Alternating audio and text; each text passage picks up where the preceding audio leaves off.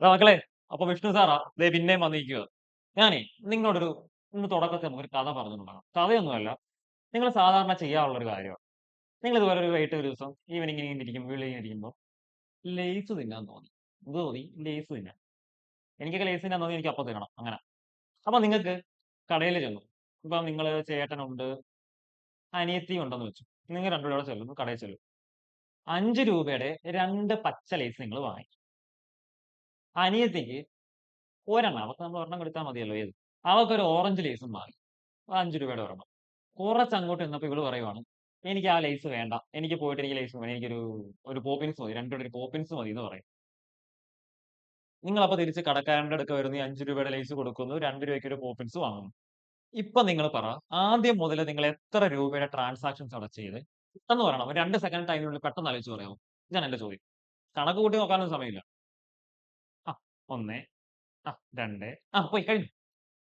ഇത്രയല്ല, ഞാൻ ചുമ്മാ എഴുതി കാണിച്ചത് നോക്കിയേ. ആദ്യം 5 രൂപയുടെ ലേസ്, 5 രൂപയുടെ 2 എണ്ണം, 5+5. പിന്നെ ഒരു ഓറഞ്ച് ലേസ് +5. അപ്പൊ എത്ര രൂപയായി? നമ്മൾ ആദ്യം കടക്കാരന്റെ 15 രൂപ കൊടുത്തു, ശരിയല്ലേ?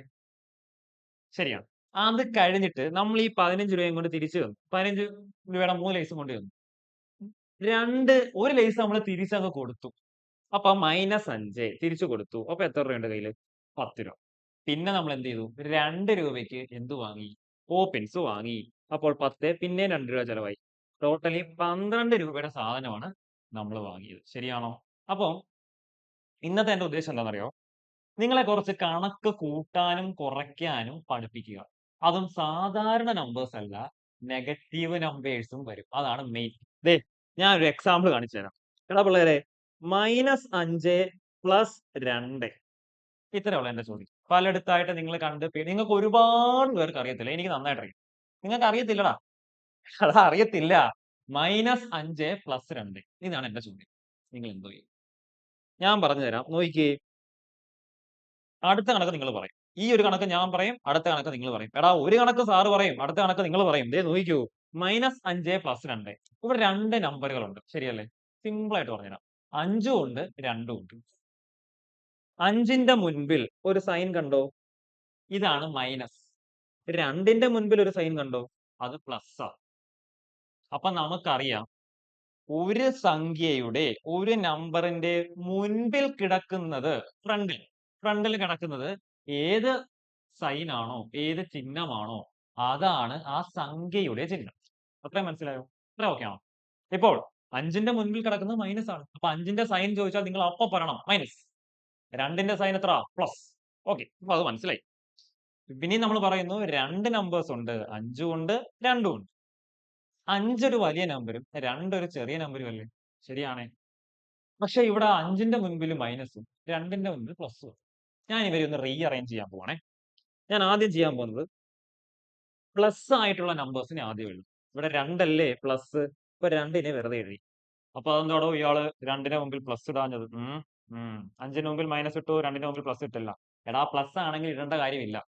ആദ്യമേ എഴുതുവാണെങ്കിൽ പ്ലസ് ആണെങ്കിൽ ഇടേണ്ട കാര്യമില്ല. അപ്പൊ നമ്മൾ 2 ഇട്ടു. ഇനി ആരാ ഉള്ളേ? ഇനി -5 ഉണ്ട്. ഞാൻ അവനെ രണ്ടാമത് എഴുതി, -5. ഇത്രയും മനസ്സിലായോ? നിങ്ങൾക്ക് ഒരു കണക്ക് പോലും തെറ്റാതെ എടുക്കാൻ വേണ്ടിയാണ് ഇത്രയും മനസ്സിലായത്. ഇപ്പം കിടക്കുന്ന സ്ട്രക്ചർ നോക്കിക്കേ. 2 - 5. അതായത് -5 + 2 എന്ന് പറഞ്ഞാലും 2 - 5 എന്ന് പറഞ്ഞാലും തുല്യമാണെന്നാണ് സാർ ഇപ്പൊ ഇവിടെ പറഞ്ഞത്. ഓക്കെ ആണേ? ഇനി ഇപ്പൊ ഒന്ന് നോക്കിക്കേ.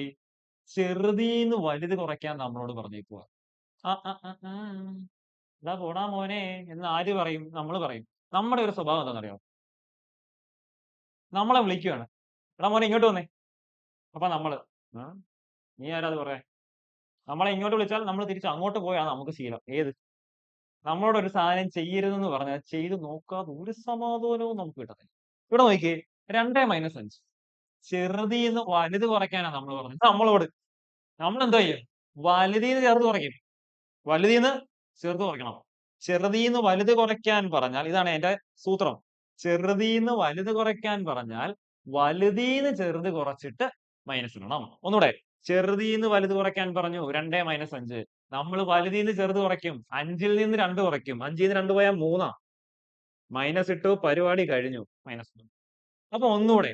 ചെറുതീന്ന് വലുത് കുറയ്ക്കാൻ പറഞ്ഞാൽ വലുതീന്ന് ചെറുത് കുറയ്ക്കുക മൈനസ് ഇടുക. സംഭവം എങ്ങനെയുണ്ട്? ക്ലിക്കായോ? എളുപ്പമല്ലായിരുന്നോ? കിടിലമല്ലായിരുന്നോ? ഓക്കെ, -3. ഇനി അടുത്ത കണക്ക് നിങ്ങൾ പറയുവേ.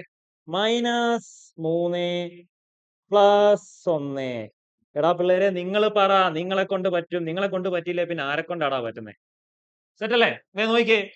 -3 + 1. സാറ് പറഞ്ഞിട്ടുണ്ട് പ്ലസ് വരുന്ന നമ്പർ ആദ്യം എഴുതണം. നമ്മൾ 1 എഴുതി. മൈനസ് വരുന്ന രണ്ടാമത് എഴുതി -3.